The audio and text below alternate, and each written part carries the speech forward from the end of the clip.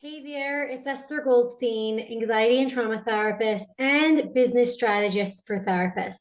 Today, I'm going to talk to you about the 4 common misconceptions that therapists have when it comes to creating their signature offer. I would love to really debunk these myths because they kept me stuck for so many years, from creating my course, from then launching my course, and from making incredible impact. And at this point in time, for those of you who know me or don't know me, I've created a trauma training that's been running for 5 years. I've graduated and certified over 180 therapists. And that's not even what's most important. What's most important is the impact, the testimonials, the feedback that I get on a daily basis of the therapists who are so grateful for the work, for the community, for the nuanced skills, and for the kind of ways that they've been able to take their clients to a deeper level of healing is what warms my heart and soul. And that's my passion point. And for you, it's something else. You have an area of genius. You have some kind of skill or some kind of passion if you're watching this, because the therapists that I've met over many years are really well trained, have good clinical skills, and often want to expand their impact and make an additional offer beyond their therapy work, but are not sure how. So if you're anything like me, I can't wait to share with you some of the things, some of the mistakes I've made. And I want to share with you the myths that held me back. And please don't let this hold you back. Okay. So number one is that you need more training to become a therapist who creates a signature program. That is entirely not true. You have training under your belt. If you're anyone like the therapist I'm working with in my business lab, which is basically a program for highly skilled therapists who have fully booked practices, maybe even group practices, many have written books, have even presented at corporate events or workshops or in the community. So if you're a therapist who already has training, some post-grad training, some additional certification, you do not need more training to build a course. What you do need is a good structure and a good strategy, which is basically think about an area that you're passionate about. Think about a skill, a topic, knowledge. Think about if somebody gave you a mic and said to you, what's one topic you could talk about for an hour without getting tired, that you're super passionate about, that either you wish you learned when you were younger or that you talk to your clients about and you wish more people knew because it gives them so much relief, knowledge, or hope? What's that topic? Often that's the topic that you're going to be creating a course or already have a course that you want to create. You need to know what you're passionate about. Then you're going to come up with a structure.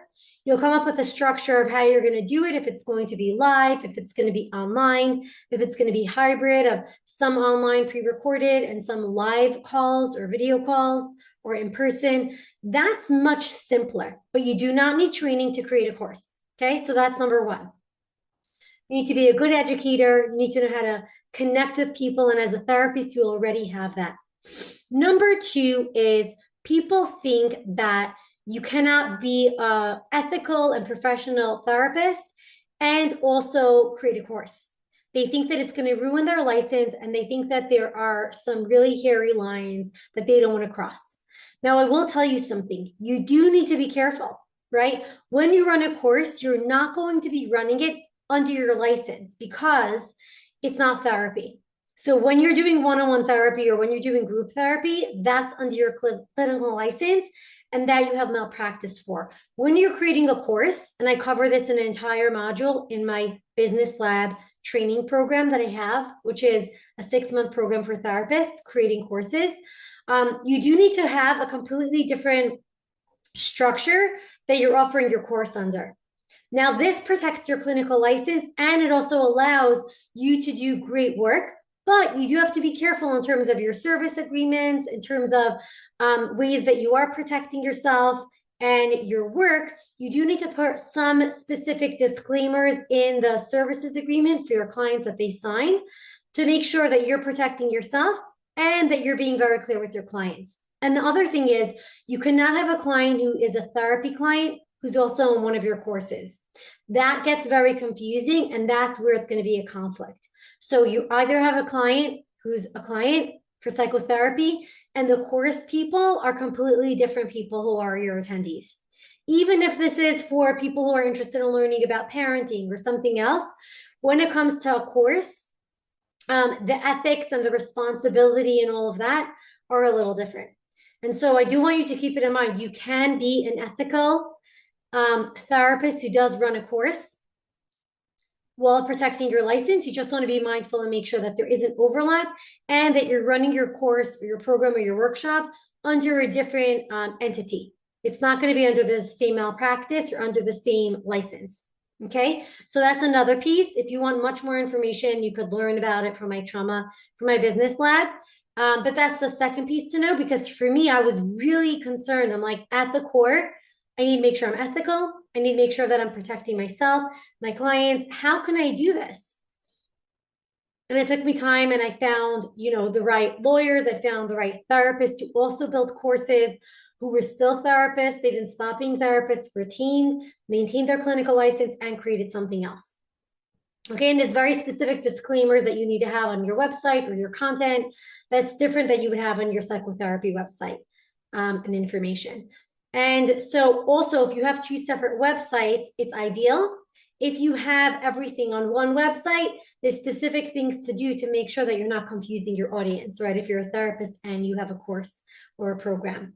Now, the third thing that I want to say that people think is that you need a lot of time. People think you need endless amounts of time, endless amounts of hours to create a course, to create a workshop, to create an offering. I created my courses in less than 3 hours a week. Because if you're clear, you could sit down, come up with a syllabus. I just did this today with somebody in my business lab. We sat down, we did our 90-minute deep dive, which people get when they join my program. And we mapped out her entire program, where she's going to go from now until 6 months, because that's how long my program is for therapists who join. And looking at her entire idea, her syllabus, and then what she's going to do on a weekly basis, okay, to actually create it and get people in the door.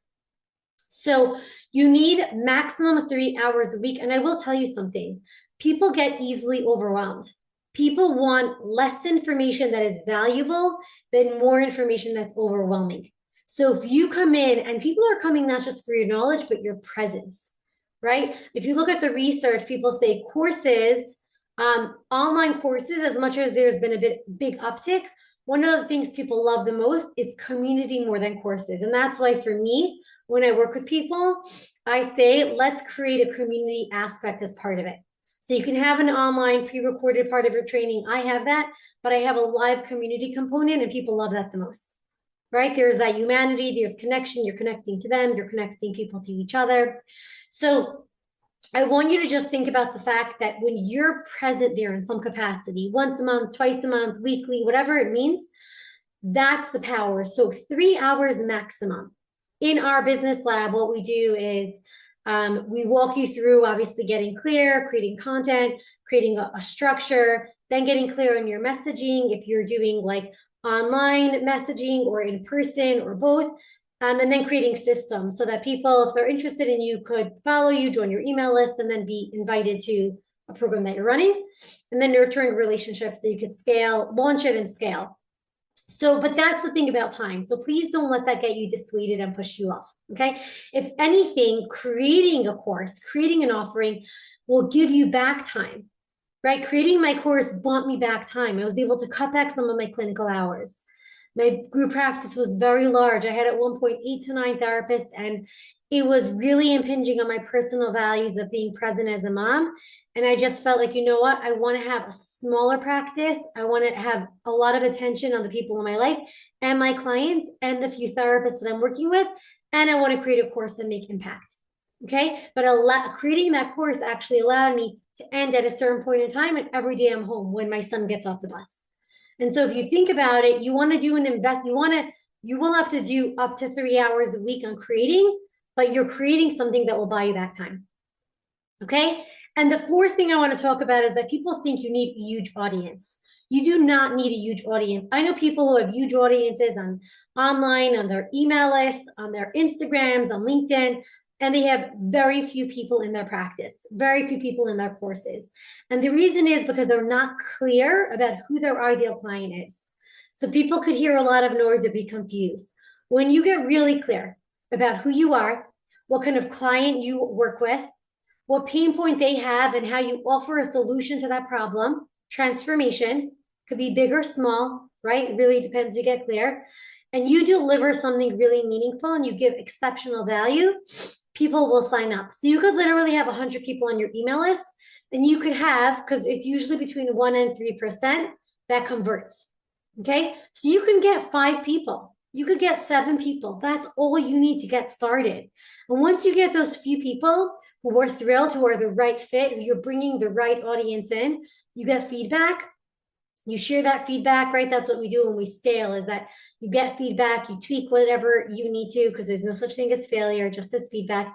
You tweak it, you refine it, you get testimonials, you put it on the page that you have where you share with people, and then you launch it again. Okay, and then it becomes easier, right? Like you're not building from scratch, you're just wash, rinsing, and repeating. So I do want to share these components that people, I think it's important to think about. You don't need more training. There is a way to protect your license and be ethical and make really big impact. The other thing that is really important is that you do not need a ton of time. You're actually going to buy you back some time. You do need some time, but it is not a ton of time, and it will buy